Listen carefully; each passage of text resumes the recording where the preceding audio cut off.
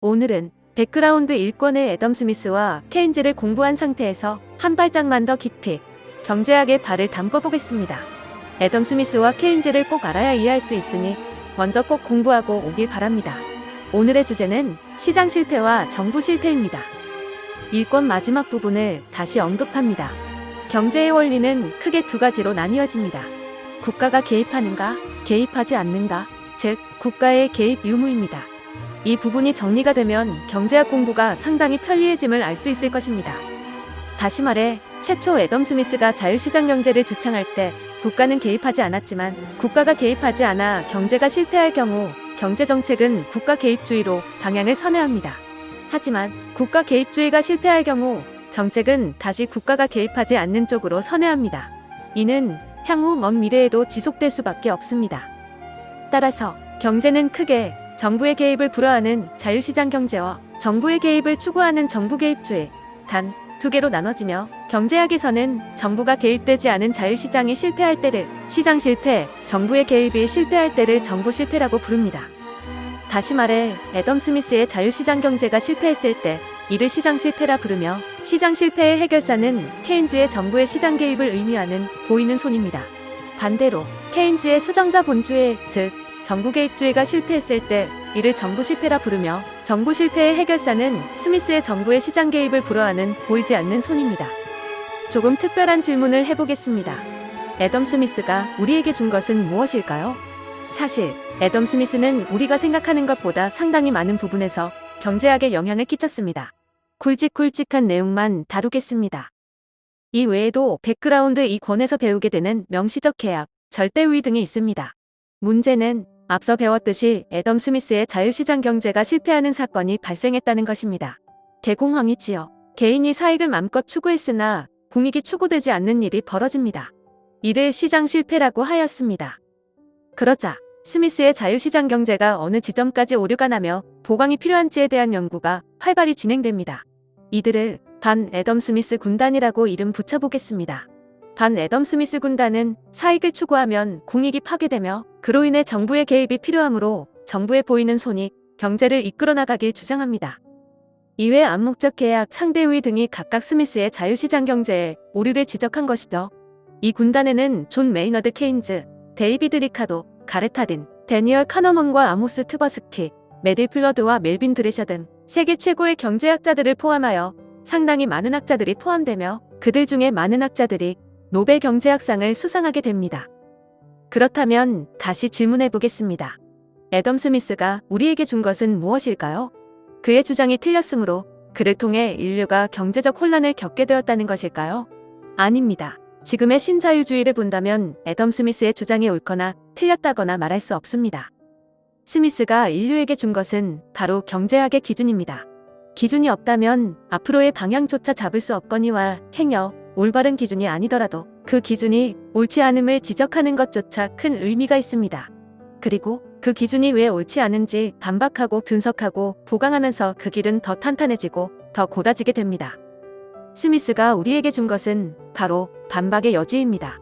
그가 있었기에 경제학의 기준이 생긴 것이며 그의 이론의 부족한 부분과 그가 미처 생각하지 못한 변수를 밝혀내는 과정에서 경제학은 더욱더 발전하게 됩니다. 결국 인류는 애덤 스미스의 자유시장 경제를 반박하고 보강하는 과정에서 상상할 수 없이 놀라운 발전을 경험하게 됩니다. 그가 없었다면 케인즈의 정부 개입주의도 없었을 것이며 멜빈 오쿤의 암묵적 계약도, 리카도의 비교우위도, 가렛 하딘의 공유지의 비극도, 데니얼 카너먼과 아모스 트버스키의 행동경제학도, 메딜 플러드와 멜빈 드레셔의 죄수의 딜레마도 없었을 것입니다. 그들의 갈 길을 애덤 스미스가 알려준 것입니다. 반 애덤 스미스 군단은 애덤 스미스에게 대항하고자 한 것이 아니라 그의 이론을 중심으로 더 경제학을 발전시키고자 한 것입니다.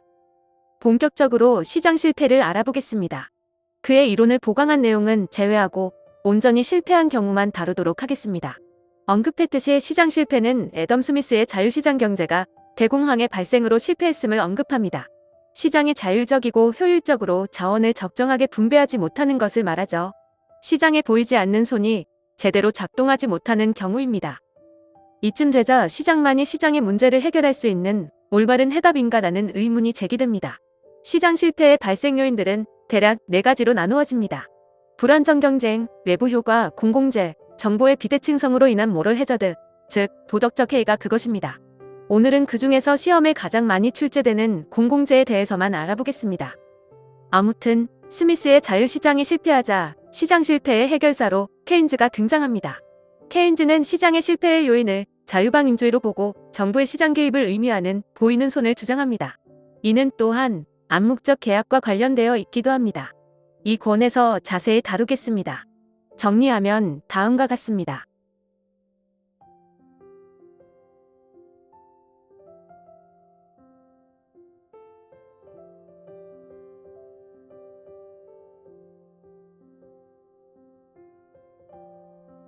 반대로 정부 실패는 케인즈의 정부 개입주의가 제1차와 2차 5.1 파동으로 실패했음을 언급합니다. 정부 정책 과정의 내부적인 장애 요인으로 인하여 그 정책이 오히려 전보다 나쁘게 된 상태를 말합니다.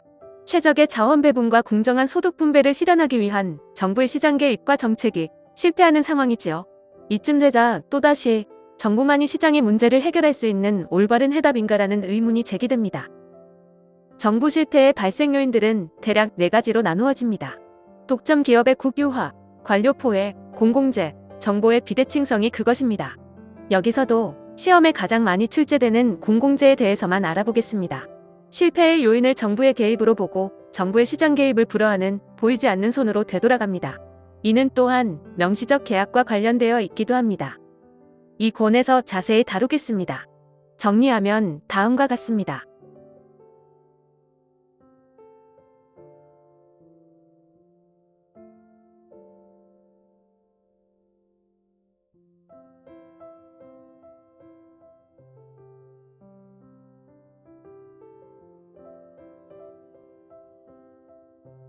공공재에 대해 잠시 알아보겠습니다. 먼저 공공재의 사전적 정의입니다. 모든 사람들이 공동으로 이용할 수 있는 재화 또는 서비스를 말한다. 그 재화와 서비스에 대하여 대가를 치르지 않더라도 소비 혜택에서 배제할 수 없는 성격을 가진다. 공공재는 모든 사람들이 공동으로 이용할 수 있는 재화와 용역을 가리키며 국방, 경찰, 소방, 공원, 도로 등 국가기관이 책임을 맡아 운영하는 재화를 말합니다. 그러므로 공공재의 시장 가격은 존재하지 않으며 공공재 규모는 정치기구가 결정합니다. 사람들이 그 공공재의 조세 부담에 반대하지 않는다면 공공재의 크기는 조세의 적정 수준에서 결정됩니다. 다시 말해 국민의 세금이 거치는 범위 내에서 그 기여도만큼만 공공재를 만들어갑니다. 이제부터 굉장히 중요하므로 정신을 바짝 차립니다. 재화와 서비스의 공급과 소비는 두 가지의 성격을 띠게 되는데 배제성과 경합성입니다. 먼저 배제성에 대해 알아보겠습니다. 어떤 재화와 서비스가 배제성을 지니고 있다고 한다면 이는 대가를 지불한 사람만 재화와 서비스를 소비할 수 있으며 지불하지 않은 사람은 소비에서 배제됨을 의미합니다. 일반 상품과 음식 등 사적 개인에 의해 발생되는 대부분의 재화와 서비스는 배제성을 띱니다. 패밀리 레스토랑에 가서 음식을 먹고 대가를 지불하지 않으면 경찰서로 직행합니다. 따라서 식당에서 대가를 지불할 생각이 없는 사람들은 음식을 소비하는 것에서 배제됩니다. 문제는 비배제적 성격을 지닌 재화와 서비스가 존재한다는 것입니다. 비배제성을 지닌 재화와 서비스의 경우 대가를 지불하지 않더라도 소비 혜택에서 배제할 수 없습니다. 공원과 가로등, 신호등, 도로 등 국가기관에 의해 발생되는 대부분의 재화와 서비스가 이러한 비배제성을 띱니다. 분당 중앙공원은 대가를 지불해야 들어갈 수 있는 곳이 아닙니다. 적색 신호에 걸려 정지했을 때 대가를 지불하고 녹색 신호에 건너는 사람은 아무도 없습니다. 대한민국 국민이라면 누구나 일반 공원, 국도, 신호등, 가로등 등은 대가를 지불하지 않고 맘껏 사용할 수 있습니다. 이를 비배제성이라고 합니다. 국립공원, 고속도로 등은 다소 다른 성격이니 오늘은 논지에서 제외하도록 합니다. 이번에는 경합성에 대해 알아보겠습니다. 어떤 재화와 서비스가 경합성을 지니고 있다고 한다면 이는 어떤 사람이 이것을 소비하면 다른 사람이 소비할 기회가 줄어들음을 의미합니다. 즉, 타인이 소비하면 내가 소비할 기회가 줄어들 때 내가 먼저 소비하기 위해서는 타인과 경합을 해야 합니다. 따라서 내가 원하는 재화를 획득하기 위해서는 경합을 해야 합니다. 문제는 비경합적 성격을 지닌 재화와 서비스가 존재한다는 것입니다. 비경합성을 지닌 재화와 서비스의 경우 경합을 하지 않더라도 소비 혜택을 받을 수 있습니다. 공원과 가로등, 신호등, 도로 등 국가기관에 의해 발생되는 대부분의 재화와 서비스가 이러한 비경합성을 띱니다. 분당 중앙공원은 경합을 해야 들어갈 수 있는 곳이 아닙니다. 적색 신호에 걸려 정지했을 때 경합을 해서 녹색 신호에 건너는 사람은 아무도 없습니다. 대한민국 국민이라면 누구나 일반 공원, 국도, 신호등, 가로등 등은 경합을 하지 않고 맘껏 사용할 수 있습니다. 이를 비경합성이라고 합니다. 분당 중앙공원에서 쯔위가 공연을 할 경우 사람들이 몰려들어 수용인원을 초과하여 입장이 안 되는 경우는 또한 다소 다른 성격이니 오늘은 논지에서 제외하도록 합니다. 종합하면 배제성과 비배제성, 경합성과 비경합성이 각각 한 팀을 이루어 경우의 수는 총 4개입니다. 질문하겠습니다. 이때 공공재는 어떤 특성을 지니게 될까요? 그렇습니다. 비배제성과 비경합성입니다. 시장 실패의 원인 4가지 중 가장 중요한 부분이 외부 효과와 공공재인데 오늘은 공공재만 다룬다고 말했습니다. 앞서 보았듯이 공공재는 2가지 특성을 지닙니다. 비배제성과 비경합성입니다. 그럼 이 둘 중에서 더 중요한 특성은 무엇일까요? 바로 비배제성입니다. 이유는 반복된 죄수의 딜레마에서 배운 무임승차 문제 때문입니다. 공공재가 비배제성을 띠는 순간 비용을 부담하지 않는 사람인 무임승차자도 공공재의 이익을 누릴 수 있게 됩니다. 무임승차가 발생하는 이유는 돈을 내지 않고서도 소비가 가능하기 때문입니다. 그로 인한 파생효과를 볼까요? 공공재도 어쨌든 건설을 해야 하므로 국가가 사적 개인에게 위탁을 할 경우 생산자인 사적 개인은 자신이 생산한 노력에 대한 대가를 제대로 받아야 하지만 무임승차자로 인해 대가를 제대로 받지 못하므로 공급을 회피하게 됩니다. 즉, 누구도 건설을 떠맡지 않는다는 말이죠. 결국 공공재는 시장에서 제대로 공급이 되지 못하는 과소공급 현상으로 인해 시장은 실패하게 됩니다. 이것이 왜 시장 실패일까요? 합리적 개인이라면 누구나 무임승차를 하여 개인의 사익을 추구하려고 할 것입니다. 하지만 개인이 사익을 추구했음에도 공공재의 경우 공익이 창출되지 않습니다. 그러므로 시장 실패가 되는 것입니다. 다시 말합니다. 시장 실패는 개인이 사익을 추구할 때 공익이 추구되지 않는 애덤 스미스의 자유시장 경제의 실패입니다. 다음의 표를 보면 조금 더 이해가 잘 될 것입니다. 경우의 수는 4가지였습니다. 배제성과 경합성, 배제성과 비경합성, 비배제성과 경합성, 비배제성과 비경합성. 이때 비배제성과 비경합성의 성격을 동시에 지니는 재화가 바로 공공재입니다. 한 가지 질문만 던진다면 공유지의 비극에서 공유지는 어디에 해당되는지 꼭 찾아보길 바랍니다. 백그라운드 2권에서 게임이론, 일회성 죄수의 딜레마, 반복된 죄수의 딜레마, 사슴 사냥 게임 등을 공부했으므로 공공재 게임도 해보겠습니다. 게임 이론을 모르면 게임 이론을 먼저 시청하고 오기 바랍니다. 왼쪽 집과 오른쪽 집 사이에 가로등을 설치하려고 합니다. 가로등은 공공재이므로 국가의 세금으로 설치됩니다. 각각의 집이 세금으로 비용을 지불하여 가로등을 설치한다고 가정해 보겠습니다. 가로등을 설치하는 데는 국가가 위탁한 건설사에 의해 건설되며 1500이 효용이 소모됩니다. 효용은 경제학에서 만족이라는 뜻입니다. 각각 750씩 공정하게 효용을 소모하여 가로등을 설치할 수 있습니다. 다소 혼동이 될까 봐 조금 더 설명합니다. 가로등을 설치할 때는 자신의 돈이 빠져나가는 것이므로 만족이 감소하게 됩니다. 하지만 가로등을 설치한 후에는 만족을 획득하게 됩니다. 각각 750의 만족이 줄어들었지만 이로 인해 1000의 만족을 얻게 된다면 각각은 250의 만족의 순이익을 얻는 것이죠. 만족의 변화가 생겼습니다. 이해하였나요? 공공재는 비배제성을 지니므로 무임승차의 문제가 발생할 수 있습니다. 다시 말해 자신의 만족을 감수하지 않고서도 가로등의 만족을 얻는 놈들이 생긴다는 것입니다. 그래프를 통해 만족이 어떻게 변하는지 보겠습니다. 도표를 채워보겠습니다. 왼쪽 집과 오른쪽 집이 동시에 지불하면 각각 250의 효용이, 왼쪽 집이 무임승차하고 오른쪽 집이 독박을 쓰면 왼쪽 집은 1000의 효용을 얻고 오른쪽 집은 마이너스 500의 효용이, 오른쪽 집이 무임승차하고 왼쪽 집이 독박을 쓰면 오른쪽 집은 1000의 효용을 얻고 왼쪽 집은 마이너스 500의 효용이, 그리고 둘 다 지불하지 않으면 가로등은 설치되지 않으므로 둘 다 효용은 제로가 됩니다. 왼쪽 집이 750의 만족을 소모하기로 결정했을 때 오른쪽 집은 어떤 선택을 하면 자신에게 이익이 될까요? 오른쪽 집도 750의 만족을 소모하였을 때 오른쪽 집의 만족의 이익은 250이고 무임승차를 하여 만족을 소모하지 않았을 때 만족은 그대로 1000이 남습니다. 대신 왼쪽 집은 1000의 만족을 다 쓰고 또 500을 더 써야 하니 마이너스 500이 됩니다.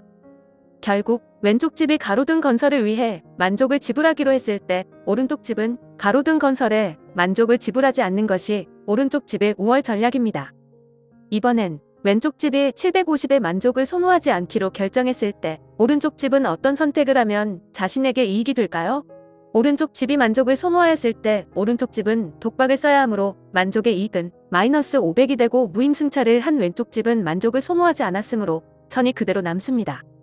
오른쪽 집도 무임승차를 하기로 결정하여 만족을 소모하지 않기로 결정했다면 가로등은 건설되지 않으므로 만족의 변화는 없으므로 양쪽 모두 제로입니다.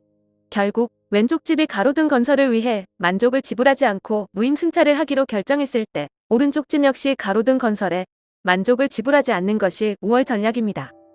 따라서 왼쪽 집의 결정이 무엇이 되었든 오른쪽 집은 가로등 건설에 만족을 소모하지 않는 것이 우월 전략입니다. 상황을 반대로 따져보면 왼쪽 집 역시 오른쪽 집의 결정이 무엇이 되었든 왼쪽 집은 가로등 건설에 만족을 소모하지 않는 것이 왼쪽 집의 우월 전략입니다. 결국 양쪽 모두 만족을 소모하지 않는 것에 우월 전략 균형이 성립되므로 이것이 내시균형입니다. 이는 양쪽 모두 내가 불평등하게 당하는 것을 혐오하는 사익을 추구하는 인간의 본성 때문입니다. 여기까지 공부해보니 어디서 많이 보았던 보수행렬입니다. 일회성 죄수의 딜레마와 동일합니다. 일회성 죄수의 딜레마에서는 경찰에 의해 범죄자들이 분리되었으므로 상대방의 선택을 알 수 없습니다. 공공재 게임 역시 타인이 비용을 지불을 하였는지의 유무를 알 수 없으므로 정확히 일회성 죄수의 딜레마와 동일함을 알 수 있습니다. 반복된 죄수의 딜레마는 라운드가 진행될수록 티포텟으로 인해 무임승차자는 제거되어 결국 종내에 이타적 협력이 발생하게 됩니다. 상대의 행동이 공개되었기 때문에 상대의 행동을 알 수 있습니다. 하지만 공공재 게임의 경우 라운드가 진행되어도 상대의 행동이 공개되지 않기 때문에 상대의 행동을 알 수가 없습니다. 단지 모여진 세금의 양만을 알 수 있을 뿐입니다. 자, 공공재 게임에서는 라운드가 진행될수록 어떤 일이 벌어질까요? 실제로 라운드를 진행해 보겠습니다. 1라운드가 시작됩니다. 무조건 존재할 수밖에 없는 무임승차자는 현재 한 명이 있습니다. 가로등이 800만원이라면 8명이 동시에 100만원씩 지불했다면 800만원이 모일 것입니다. 하지만 무임승차자가 지불하지 않았으므로 700만원이 모입니다. 여기서 누가 무임승차자인지는 알 수 없습니다. 2라운드가 시작되었습니다. 1라운드에서 무임승차자는 한 명이 있었습니다. 문제는 700만원 밖에 모이지 않은 상태임을 모두가 목격하였습니다. 빡친 한 명이 자신도 무임승차하기로 결정합니다. 600만원이 모입니다. 누가 무임승차자인지는 알 수 없습니다. 3라운드가 시작되었습니다. 2라운드에서 무임승차자는 2명이 있었습니다. 문제는 600만원 밖에 모이지 않은 상태임을 모두가 목격하였습니다. 빡친 또 한 명이 자신도 무임승차하기로 결정합니다. 500만원이 모입니다. 누가 무임승차자인지는 알 수 없습니다. 4라운드가 시작되었습니다. 3라운드에서 무임승차자는 3명이 있었습니다. 문제는 500만원 밖에 모이지 않은 상태임을 모두가 목격하였습니다. 빡친 또 한 명이 자신도 무임승차하기로 결정합니다. 400만원이 모입니다. 누가 무임승차자인지는 알 수 없습니다. 5라운드가 시작되었습니다. 4라운드에서 무임승차자는 4명이 있었습니다. 문제는 400만원 밖에 모이지 않은 상태임을 모두가 목격하였습니다. 빡친 또 한 명이 자신도 무임승차하기로 결정합니다. 300만원이 모입니다. 누가 무임승차자인지는 알 수 없습니다. 6라운드가 시작되었습니다. 5라운드에서 무임승차자는 5명이 있었습니다. 문제는 300만원 밖에 모이지 않은 상태임을 모두가 목격하였습니다. 빡친 또 한 명이 자신도 무임승차하기로 결정합니다. 200만원이 모입니다. 누가 무임승차자인지는 알 수 없습니다. 7라운드가 시작되었습니다. 6라운드에서 무임승차자는 6명이 있었습니다. 문제는 200만원 밖에 모이지 않은 상태임을 모두가 목격하였습니다. 빡친 또 한 명이 자신도 무임승차하기로 결정합니다. 100만원이 모입니다. 누가 무임승차자인지는 알 수 없습니다. 8라운드가 시작되었습니다. 7라운드에서 무임승차자는 7명이 있었습니다. 문제는 100만원 밖에 모이지 않은 상태임을 모두가 목격하였습니다. 그런데 이번에도 이상하게 100만원이 모입니다. 그가 누구인지는 알 수 없습니다. 9라운드가 시작되었습니다. 8라운드에서 무임승차자는 7명이 있었습니다. 문제는 100만원이 모인 상태임을 모두가 목격하였습니다. 그런데 이번에도 이상하게 또 100만 원이 모입니다.